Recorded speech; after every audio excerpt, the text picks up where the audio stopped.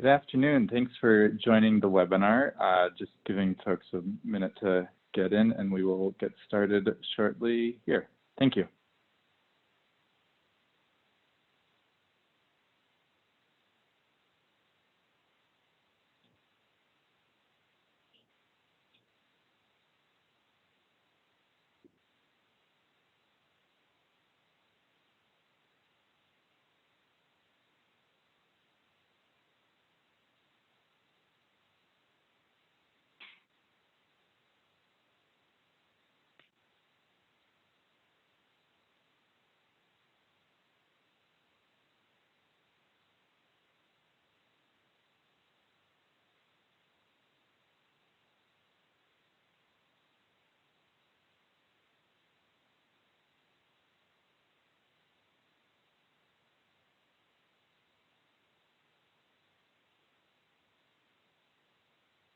All right, great. I think I will get going. My name's Matt Rogotzke with the National Governors Association. Thank you all for attending the webinar today. One reminder, this webinar is being recorded. All participants are muted, but there's a chat box function as well as a Q&A function. And if you have any questions or comments, please use those features and we will make sure your questions are addressed. We'll be discussing rural energy affordability solutions today, including two experts from Colorado and ACEEE. NGA has identified this as a key concern for states due to rural households paying higher energy costs and how states can alleviate those costs with energy efficiency solutions. We recently hosted an experts roundtable on the topic in Washington, D.C. and had some excellent discussions on various barriers and best practices we're seeing taken across rural America. So before we get started, just a few household items. I'm actually reporting out from rural Minnesota. Came back here once we became on permanent telework. I'm on a maple syrup farm with 5,000 trees at it. We made about 150 gallons of syrup last night, and I'm finding that's a great way to take your mind off coronavirus for just a little bit. I think I saw someone from Vermont register, so maybe that's not too much for them, but just yeah, thinking that's something to bring up. Just a relevant issue for this conversation is that internet service hasn't been great, so apologies if there are any connection issues during the call today. So just quickly, we obviously seeing a lot of impacts from coronavirus come up with our work lately. NGA is actively engaging all states, and we're here to help. For those of you on the call from states, if you have any needs, please don't hesitate to contact me or any staff with how coronavirus is impacting your work in the energy sector. We will have upcoming work on the topic that may feature either webinars or memos. So if you have any suggestions on that, please forward that to us. And also a couple items. We have a webpage devoted to governor's actions on coronavirus. That's really helpful for all different states. And then we recently released a memo on governor's guidance on the energy sector. So moving on from that, just some quick highlights of what we discussed at our March 10th Rural Energy Experts Roundtable. So talked about a number of different topics, but funding and financing came up, talking about how states can help rural customers and organizations leverage multiple sources of funding by offering smaller upfront incentives that can be combined with larger federal funding opportunities. Existing community organizations such as churches or different community organizations are often groups already working on the issues, and they can be leveraged to reduce further household energy burdens. Some policy solutions, we found working with utilities is essential for energy efficiency programs, and having those relationships early is critical for the process. We even heard some fun ideas about different pollinator programs organized around rural co-ops and how they're putting in solar arrays and identifying how to put in a solar array, but also being pollinator friendly. That's a good integration of environment and energy. And then we talked about the importance of energy agencies and their interactions with co-ops, and not letting those interactions slide under the radar and finding different ways for states to work with these co-ops. And then finally, with outreach and education. Education and customer engagement is effective in streamlining processes, especially in making farmers or other rural energy consumers' lives easier because they may be really busy during their busy seasons. And just keeping it simple and acknowledging that not everyone has access to technology, and making different ways to apply for programs such as through paper or just different non-internet communication sources is really helpful. So just getting into our panelists for today, we'll hear first from Mary Shoemaker from ACEEE on some different programs they're working on, and then we'll hear from Michael Turner in the Colorado Energy Office, and then I'll work on a moderated Q&A, and at any point if folks on the webinar have questions, please add those to the chat and I can make sure to get to those. But first we'll go to Mary. Thank you. Hey Matt, can you hear me okay? Yes, sounds great. Great. Hi everyone, thanks so much for joining today. My name is Mary and I work at a nonprofit based in DC called the American Council for an Energy Efficient Economy. Today during my presentation, I am going to define rural energy burdens. Then I will paint a picture as to how energy efficiency can help alleviate them. Before I begin, I just want to acknowledge that state officials and their constituents are dealing with a whole host of existential challenges right now, from public health to economic instability. ACEEE sees energy efficiency as one tool in the Rural Economic Development Toolkit, but I completely acknowledge that there are many other tools as well.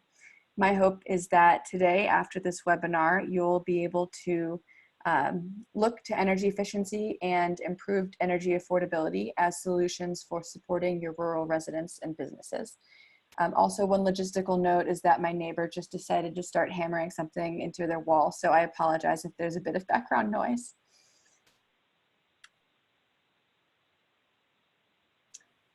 David, oh, there we go.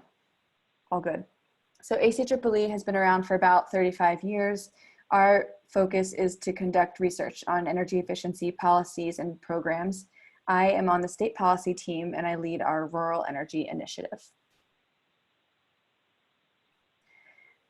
In 2018, ACEEE launched our Rural Energy Initiative with the goal of understanding some of the challenges to saving energy for homes and businesses and farms in rural communities. We have a dual focus on, one, conducting the research, and two, leveraging these lessons learned to support partners who are working at this nexus. So I'd like to define an energy burden and how energy efficiency comes into play.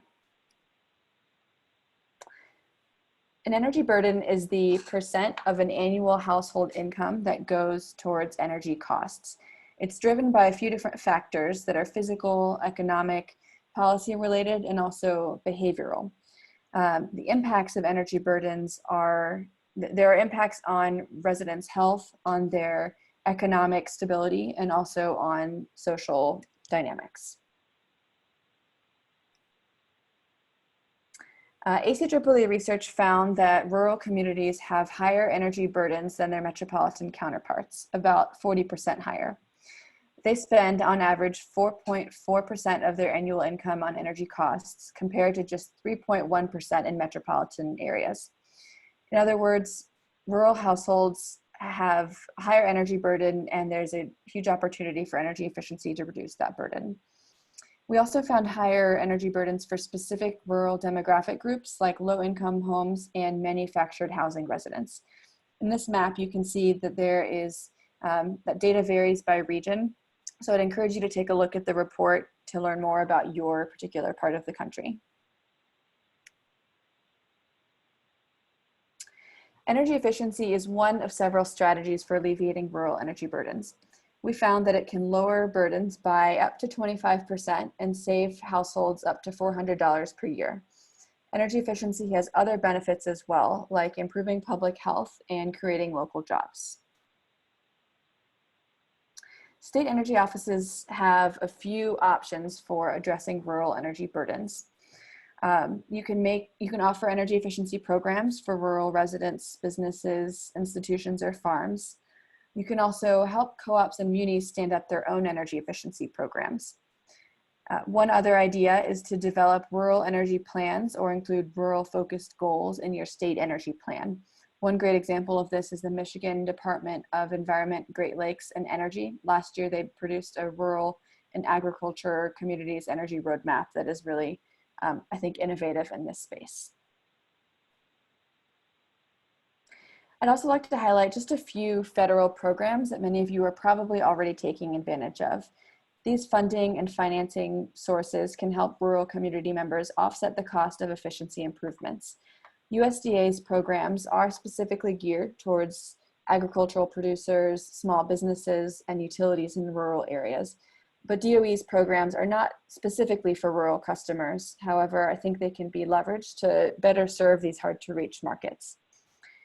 In order to conduct deeper energy efficiency improvements, these federal resources can and should be paired with other funding sources when available, like state budget allocations or utility ratepayer dollars and private capital. Last month, or I guess 2 months ago, at the end of February, ACEEE hosted our second Rural Energy Conference to talk about efficiency and clean energy as tools for rural economic development. Before I wrap up, I thought I would just share a few takeaways from that conference. But on the next slide, I have also included a link to the conference webpage where we have included access to all the presentations delivered at that conference. So I encourage you to check that out. We heard over and over again that rural community members need a seat at the table when energy efficiency programs are being designed. We also heard that energy efficiency is a tool for rural economic and workforce development. There's a great study that shows how many rural clean energy jobs there are in the Midwest that pulls from the U.S. Energy Employment Report. Beneficial electrification is one tool for deploying rural energy efficiency. A lot of co-ops are very seriously considering beneficial electrification strategies and making sure that energy efficiency is delivered alongside those electrification measures, I think is a huge opportunity for states and utilities. We also heard that it's important for utilities to have access to capital that actually works for them and to find a trusted messenger for reaching rural customers. Finding a trusted messenger is important for whichever audience you're trying to reach, whether rural or urban, but we found that the messenger might look different for rural customers. Some that came up include, houses of worship, utilities, and local farm bureaus. Finally, we heard that aggregation is key. There are lots of examples of utilities that aggregate program participants or aggregate their member distribution utilities and work with them to deliver efficiency programs and scale up in order to make it more cost effective to serve rural customers. Here are some resources on rural energy efficiency. The first, which I already mentioned, is a link to the presentations from our conference, and the other two are to research reports. One other plug that I'll add is that I just kicked off a project to look at state policies that drive rural energy efficiency investments, like energy efficiency resource standards that include munis and co-ops. Please feel free to reach out to me at the email address on this slide if you have any thoughts on state policies ACEEE could highlight, or if we can be a resource, a partner to you in any way. ACEEE does have resources to conduct technical assistance on rural energy affordability, and we'd love to support you. Thanks so much to Matt and NGA for prioritizing this topic, and I look forward to your questions. Thanks. Great, thank you, Mary. Really great content there. Looking forward to talking a little bit more on that a little later. Just another thing for participants, we can unmute you if you have questions or comments during the Q&A period, so just let us know and we can make sure to unmute folks at that point. But anyway, we'll move right on to Michael's presentation. Go ahead, Michael.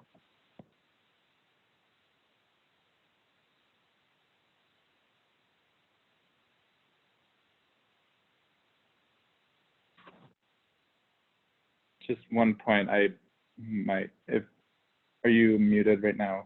Just checking.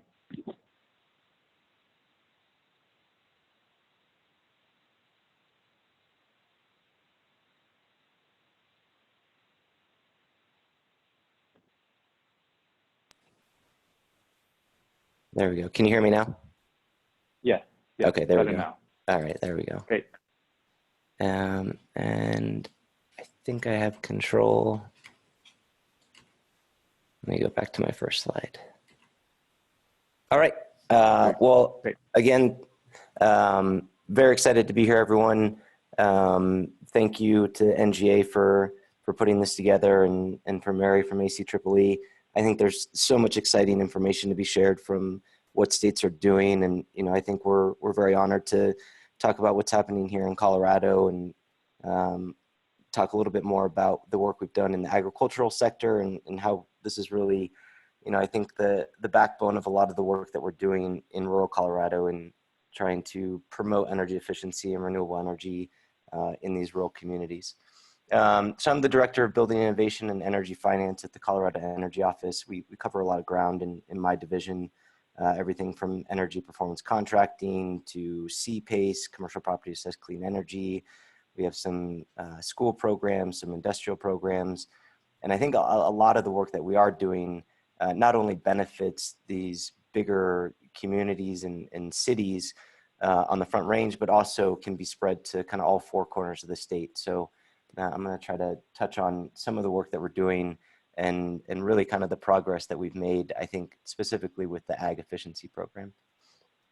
Some key points that I'll make today. One is that something that's very important to us, especially about the Ag program, but this is also a lot of the programs that we launch in my division, is that we base it in research. We start, generally with an energy market research report in the respective sector. We gather that information, and then we bring in key stakeholders very early on, and I'll talk a little bit more about how that's just been absolutely paramount to the success of this Ag program, is really getting these partners in early, not only for information, but really driving the outreach and marketing of these programs to those members of those organizations. So they feel like they have some buy-in in the design of the program, and then eventually the outreach and marketing of it. The Ag program in particular was really designed to be streamlined and turnkey. And why I think that's important is what we learned is there are a lot of resources for agricultural producers, but they're kind of spotty. They take a lot of work to manage and navigate. And so the whole intent of our program was, can we take that burden of getting information on your energy use and applying for funding and getting projects installed and verifying those savings? Can we take the burden off of the producer and put it onto our program contractor and really make it, I think, easy to access? Because at the end of the day, of course, ag producers have a lot going on. Energy management is just a small part of what they're doing. So anything that we can do to make that streamlined and easily accessible is really important in actually getting projects implemented. We've grown this program over the years. I'll kind of talk about its evolution. We're kind of laser focused at this point on how to get projects implemented, ensuring that we have a variety of different funding and grants and loans available so it can meet the kind of needs of the producers. And then back to the stakeholder engagement, relying very heavily on our ag organizations, on the independent IOUs, and on the utility co-ops. And then again, the ag program is really sort of a linchpin to all of the work that we're doing in rural Colorado. So to give you just a little bit of an overview of how this all unfolded, in 2013, we actually, our energy office received a directive from then Governor Hickenlooper to really figure out what is the energy burden for the ag community in Colorado. And I think this was partly in response to the renewable energy portfolio for rural co-ops in 2007. And it was really, I think the governor wanted to identify ways to provide more resources, technical resources, financial resources to these rural communities that were going to potentially see higher rates because of the RPS that was passed. So in 2013, we did a study. We looked at who are the biggest energy users in the ag sector, what are the opportunities there, and if the state were to design a program, what would it look like? So from that study, we identified that powered irrigators, your corn growers, your wheat growers, your potato growers were the bulk of the biggest energy users in the state, as well as dairies. As you can imagine, they're operating 24/7, 365 days a year.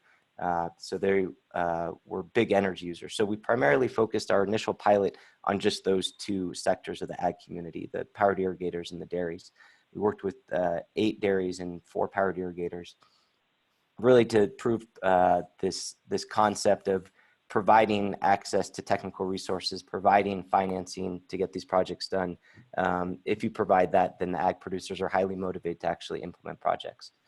From that, we launched into a statewide program where we're working with anywhere from 40 to 60 producers per year. And again, it's this turnkey approach where the first phase of this is really providing that energy audit, getting the information into the hands of the producer.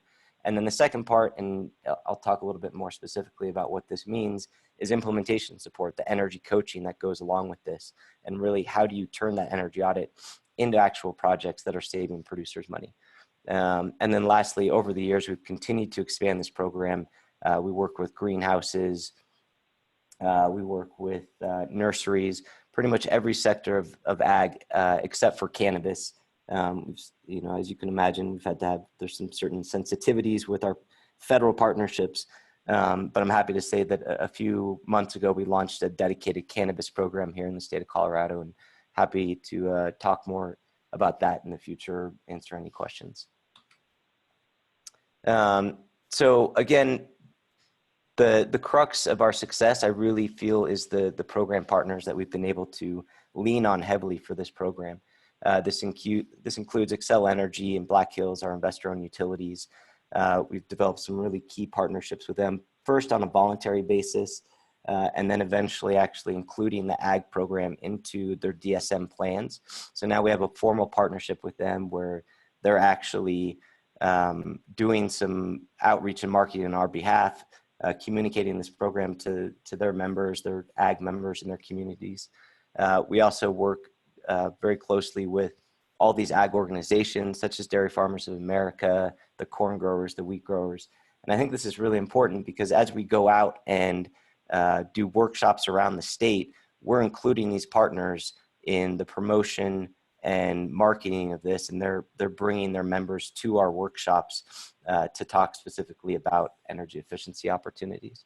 In 2018, we launched an Energy Smart Agricultural Initiative, and why this has been, I think, pretty important is we've been able to basically pool all of the resources of our partners in having kind of a more comprehensive effort and talking about how our program helps leverage and help some of our ag partners achieve their sustainability goals.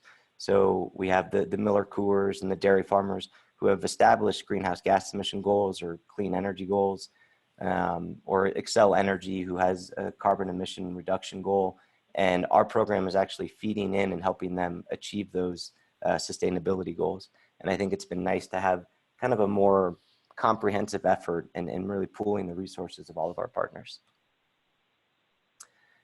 Just to give you a little bit of an overview of kind of what's included in the ag program, this phase 1, the free energy audit, the free renewable energy assessment, the technical support.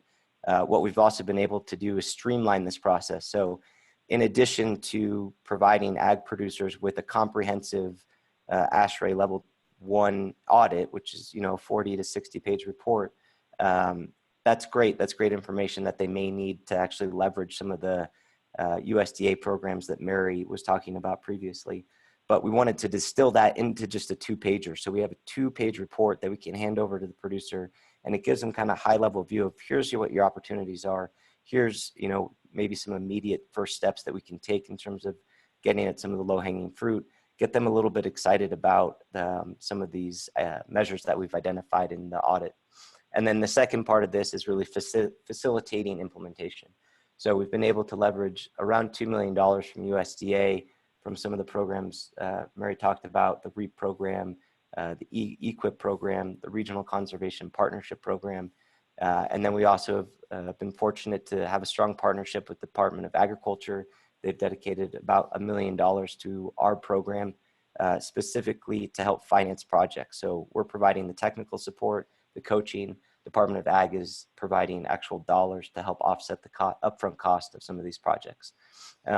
And included in this coaching is helping the producer identify vendors, get the projects installed, and then coming back and verifying those projects and making sure that the energy savings that they were promised in the audit are actually being achieved.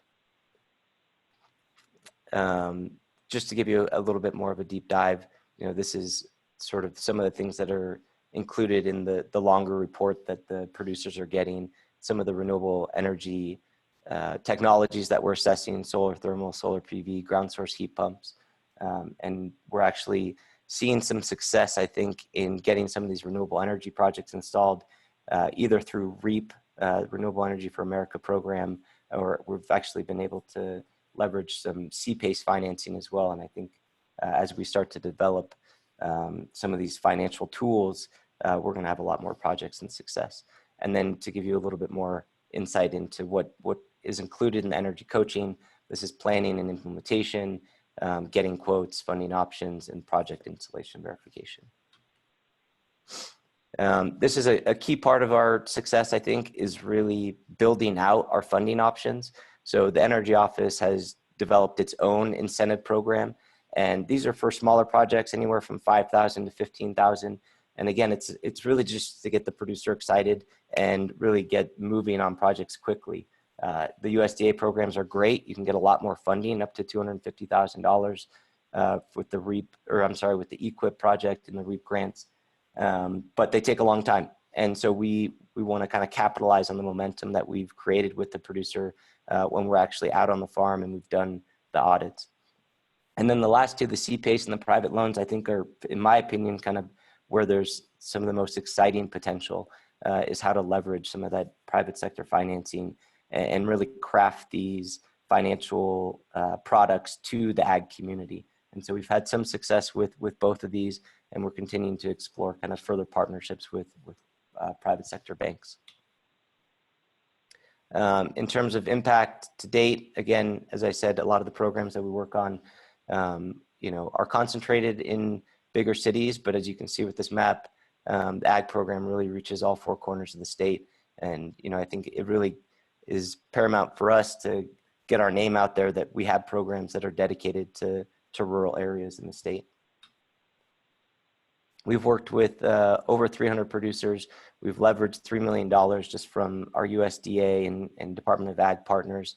The number that I would focus on here, in my opinion, actually isn't the 2 million kilowatt hours that's saved, but it's the 16 million additional kilowatt hours saved, or potential savings. And really what this is talking about is that we have a lot of audits that we've done, and there's a lot more projects available from some of the producers that we've worked with in the past.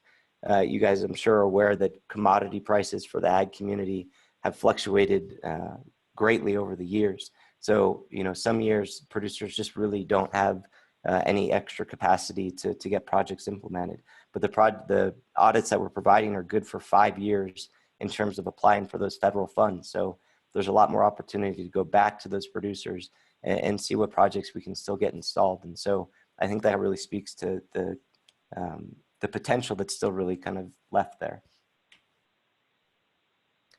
And then going back to kind of what the ag program means for our office, leveraging the sustainability goals of our partners, and also using this as a real kind of tool to do continued outreach with the rural communities. We have energy code trainings available for rural communities. We have a K through 12 program that's dedicated to schools in rural areas. And every few years, we do these workshops around the state on the Eastern Plains and the Western Slope, where we're partnered with the Department of Agriculture, the state climatologist, and we actually get to go out into these communities and talk to them about what are the projections for climate change in their community. And they have a technical person, I think, to ask questions of, and really, not someone that's going to point a finger at them, but someone that's going to give them real information and feedback And then we're coupling that with actual resources that they can take advantage of while they're there. So we're continuing to build these workshops around the state. I think it's critical in terms of getting in front of these rural communities to actually go to their homes and their communities and be able to talk to them about the variety of different programs that are really designed to benefit them. So we're excited to kind of continue this outreach. And I think what all of this is leading me and my team to really think about more concretely is how to design a real kind of rural focused program outreach, a real rural strategic outreach strategy. And, you know, I've learned a lot from the ACEEE and NGA at some of these conferences about what other states are doing. And so I hope to continue to leverage these networks and these relationships that we're building through these webinars. And I'll leave it there. Thank you all and welcome any further questions. Great, thank you so much. That was a really great run through of the program there, and it seems very comprehensive. And yeah, it's great because it kind of walks through every kind of discussion that we had at the roundtable and just every kind of aspect that we would be hoping for in a rural energy program. So just first, Michael, with a question, what was the impetus for starting the statewide agriculture efficiency program? Because you mentioned that market research there just dictated a lot of like the need for it, and I'm just sort of curious, did you do a lot of different iterations as the process went along to kind of gather needs for communities, or what does the process like that look like? Sure. Well, at first, again, it was sort of a directive by the governor to investigate what's the energy burden, what are the energy savings opportunities for the ag community in particular, because they are sort of the economic backbone of a lot of these rural communities. And so that prompted us to do this energy market research study. And I would highly recommend, you know, anyone that's interested in kind of looking at this first, you know, go to our website and kind of look how we scoped out this market study, because it just gave us a wealth of information of who are the biggest energy users and who should really be at the table to design these programs. And that really, I think, provided us the ingredients to set this up for success and bring in, you know, the ag community, the rural co-ops, the IOUs from the very beginning. And again, so they had some, I think, investment in this program, and they helped us design it. So that was really kind of the beginning of all of this. Great, great. Let's see, and yeah, I have a few questions, but if other folks don't want to have me do all the questions, they can also ask them. But for Mary, turning to energy burden, so that's kind of the challenge we're trying to overcome here. It's such a challenging term to come to grips with. I worked for a tribe in northern Minnesota and saw that way too many individuals had to choose between paying for energy or paying for food. So there's some programs out there like rural energy efficiency, weatherization, or light heat programs that are critical to helping these households. And I'm wondering if they've had impacts, or positive, negative, on where the trend for rural energy burdens is going, and just how you're seeing that change over time. Sure. So we do not yet have data on how rural energy burdens are changing, but we're now in the process of doing our second city energy burden study, and my hope is that maybe we can do subsequent rural energy burden studies in the future, and then those could give us a more historical perspective on how these energy burdens are changing over time. But one thing we do know right now is that cities and states are actively working to reduce rural energy burdens. Energy burdens in both cities and rural communities. Just to provide a couple examples of states that have adopted energy affordability policies, Governor Andrew Cuomo in New York was one of the first officials to issue a policy aimed at addressing high energy burdens. He issued the state's first energy affordability policy, which sets forth the goal that no New Yorker spends more than 6% of their household income on energy. And then just one other example is Governor Kate Brown, She issued an executive order targeting state agencies to improve energy efficiency. She issued this directive, and then the Oregon Housing and Community Services Department worked with the State Department of Energy and PUC to develop an assessment to better understand energy burdens across the state of Oregon while prioritizing energy efficiency. So I hope to be able to answer your question in the future, but right now we just kind of have some of these case studies of states and cities that are working to mitigate energy burdens. Yeah, no, that's great to see that there few governors are working on this, and yeah, it sounds like there's still a big opportunity out there to address this. Yeah, you know, switching between speakers, back to Michael on a question. So you mentioned just working with IOUs, and that you've been able to work with them well. Just wondering what like the keys were to a good relationship there, and is it maybe specific to how your state is drawn up with its energy markets, or what kind of processes are at play with that? Yeah, I think it's a great question, because we initially really partnered with the investor-owned utilities on a voluntary basis. So again, kind of including them in the stakeholder group initially, and developing that partnership over the years. And so they were actively kind of promoting our program. They were willing to put out marketing pieces on our behalf. They were willing to put their logo on some of our marketing material, which gives us a lot of credibility. And we learned from the 2013 market report that the utilities are just a key source of information for energy, obviously. But you know, I think it gives our program and our office that much more credibility and information gathering. Last year, we were actually able to include the ACEEE program as part of the DSM planning process for Xcel Energy, for one of our biggest IOUs. And then eventually that actually led to another formalized partnership with Black Hills Energy.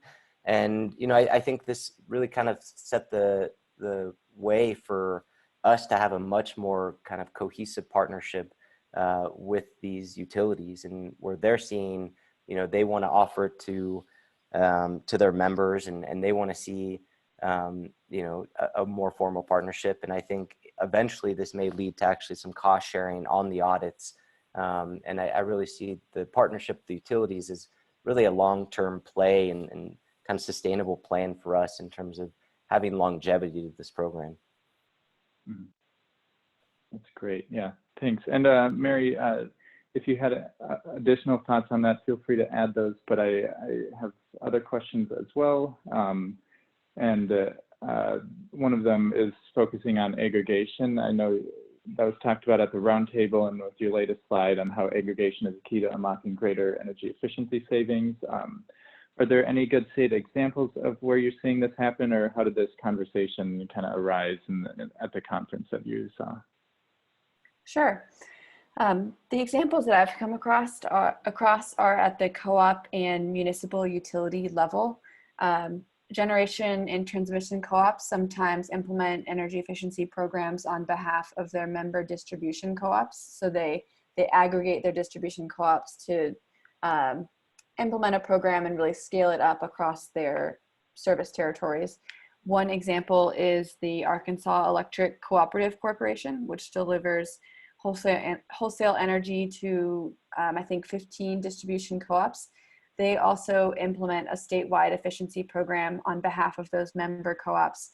And they really handle all administrative aspects of the program, like managing trade allies, tracking and reporting, and ensuring the quality of the program. The Arkansas Electric Cooperative Corporation also splits the incentive costs of the residential efficiency program with their local distribution co-ops, which I think is a unique model. And then we're also seeing this happen with joint action agencies on behalf of their member municipal utilities.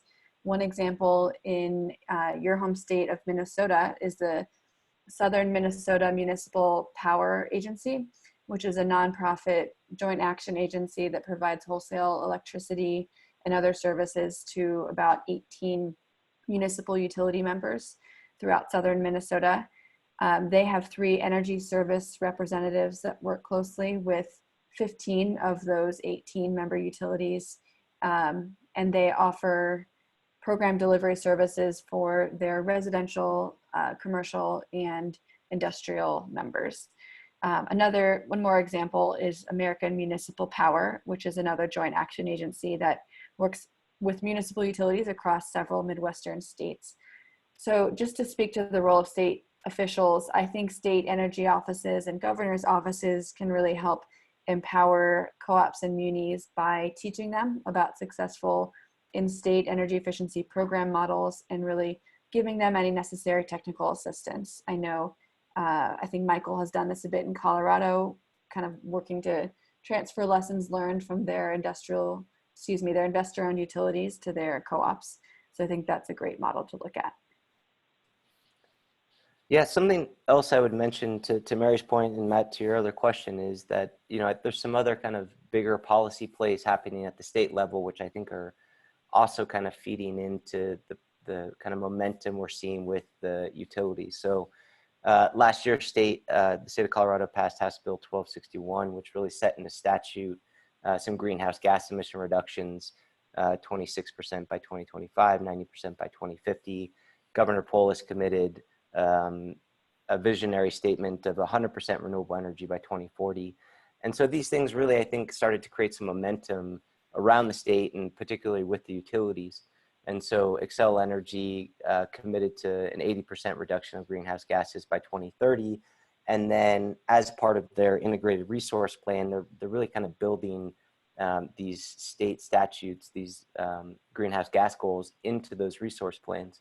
And so all of that's kind of getting fed into it. And I think, this ag program and these rural programs are also helping the utilities kind of realize these more concrete goals that they've set and really have to achieve. So it has become a nice partnership of state policy, governor's direction, and voluntary efforts being kind of fed into resource planning.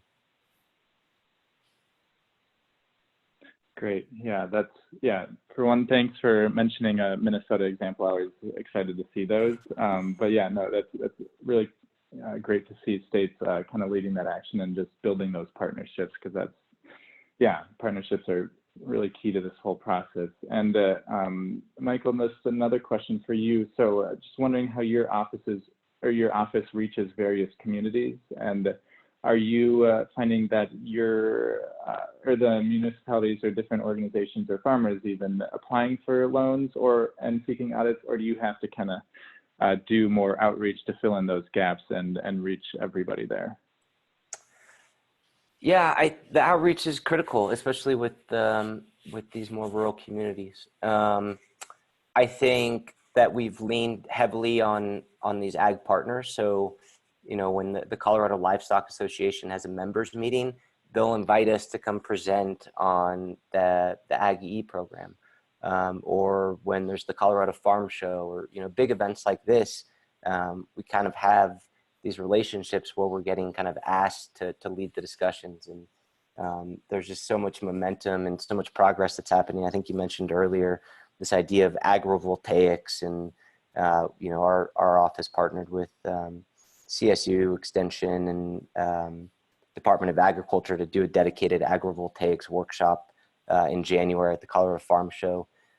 So it's really kind of, figuring out what's the list of outreach events happening around the state. And in addition to that, as I said, we've done these climate smart ag workshops, and that's a real opportunity to go into these communities, bring together partners, and talk specifically about climate change, about energy management, energy smart agriculture, and then also, I think, develop some of these financing tools. And, part of it's education of, making sure that they know what programs or financing is available from the state and federal government. And the other part of this is really, how do you facilitate it? How do you make it easy to participate in, recognizing that if there are too many barriers, people are just going to opt out and kind of focus on other aspects of their operation. So we really work every year to try to make these programs even easier to use and more attractive and simple to understand. And I think that's helped in making these programs a success. Great. Yeah. Outreach is a huge part, and thanks for mentioning the extension programs too, because those we've heard at a couple meetings now as being really critical. They're active through the university systems in many states. Minnesota is one of them that I've worked with a little bit. The Minnesota Clean Energy Resource Teams, they have a great statewide network that provides just education or workshops on which different incentives programs are available for different communities, and they've been really critical in the state to reaching every different corner of the state, not just the metro area in Minnesota, but also just rural communities, the tribes, and everything here. So that's been a really key part for what we've been doing here. Back to Mary. So just looking at what other needs need to be addressed to ensure rural communities see a more level and affordable playing field. You mentioned starting some new work there later on, and what upcoming research questions do you hope to be answering soon? We've really been looking at this with a two-pronged approach so far. We first looked at rural energy efficiency program design, and I included a link to that report on my last slide. But now we're turning to policies. We have found across our state policy work that states with the deepest energy savings are the ones with strong supportive state policies in place. So I'd like to get a better sense as to how those policies can benefit rural community members. But more broadly across our work, ACEEE is looking at beneficial electrification and energy efficiency. Rural communities are more dependent on heating fuels than urban households. However, these fuels are unregulated and delivered outside of the utility framework. So as a result, there are a lack of efficiency programs to reduce homes' dependence on these fuels. So beneficial electrification can replace these heating systems with heat pumps. And this is a priority for a lot of cooperative utilities as well as NRECA. And I think there's an exciting opportunity to do energy efficiency in rural homes before installing heat pumps, and also making sure that you're educating residents how to use those heat pumps and electrification technologies as efficiently as possible. That's great. Yeah, those, all will be really key things. And I hope a lot of states or utilities on the line here can reach out, because I know there's a few folks probably working on these issues or having these same questions. So the better the partnership, I think the better we can, hope to solve these issues.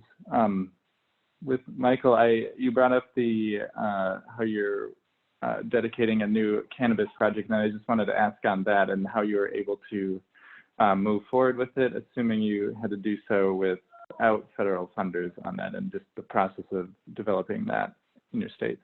Sure. Yeah, I think this is really exciting for us. I think we're one of the first state-sponsored cannabis programs in the country, and obviously they're huge energy users. So, it's a great position for us to be in, to be able to offer some sort of energy management services. We had to be considerate with our ag program because we work so closely with USDA on their funding options, and Department of Energy, of course, receives some state energy plan money. So we have to be sensitive to that, of course. We've been able to use general fund money for this cannabis program. And one of the things I think we've learned from this is we're offering the program through electric utility co-ops. So rather than marketing straight to the cannabis growers, we're actually offering, we set up memorandums of understanding with 5 co-ops. And we kind of put the solicitation out there of any co-ops that wanted to participate could submit an application, and then we'd offer anywhere from 2 to 5. This is just a pilot year, 2 to 5 free energy audits and renewable energy assessments for cultivators in their territory. So we launched this in January. We're having a lot of success, a lot of uptake. We had a lot of co-ops that wanted to participate.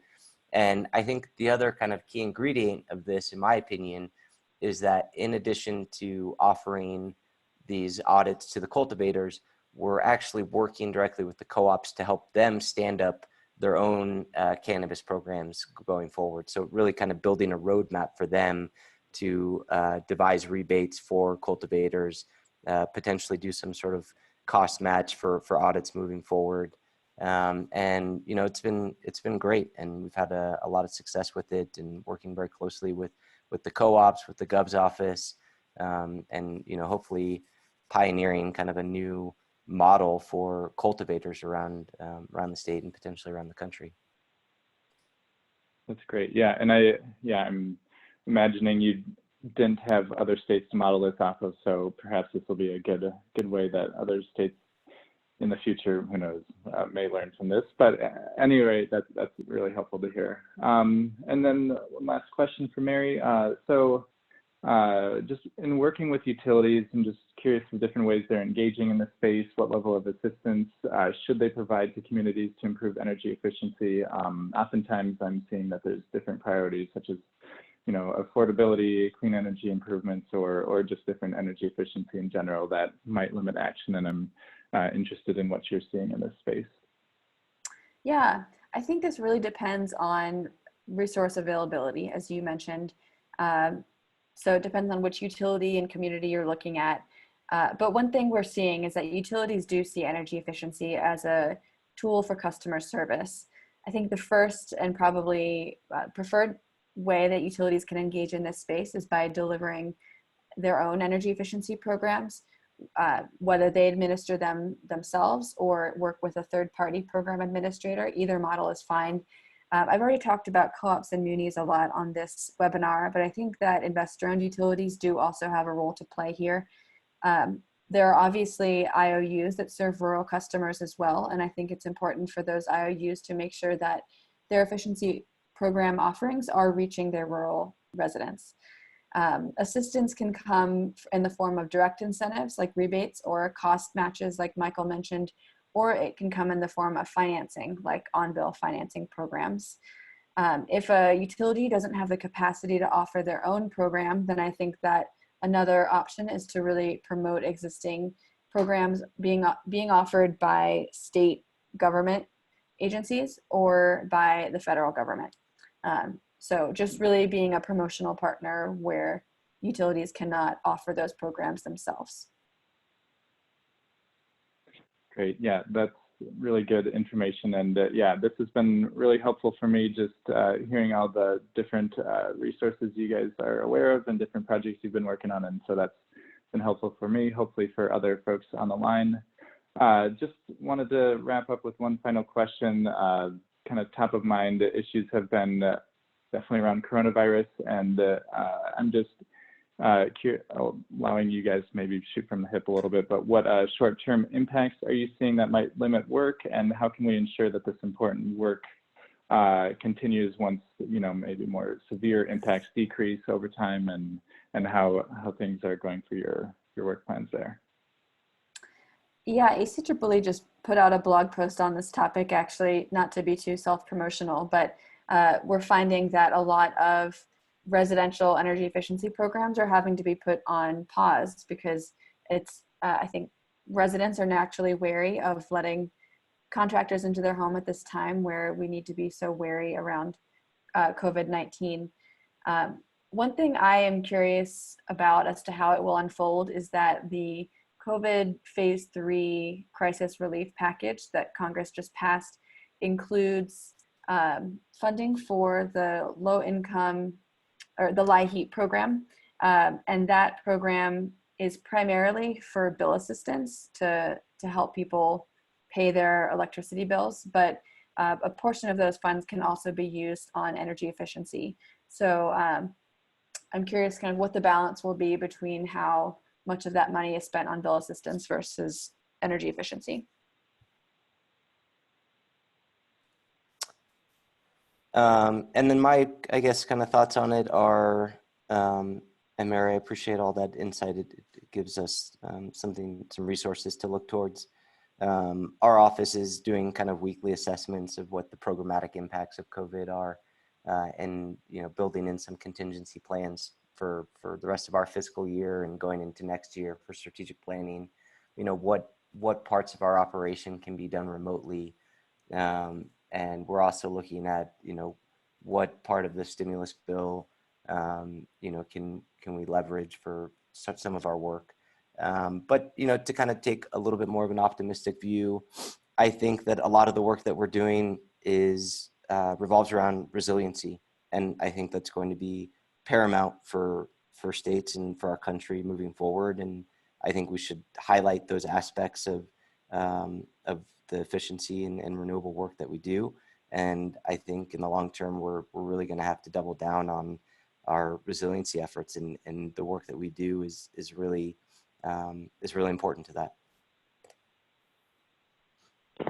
Great. Yeah, thanks for that. That's, both really helpful bits there. And I appreciate both of you for sharing all this. You have a wealth of information, and it's been really, really helpful and good to hear.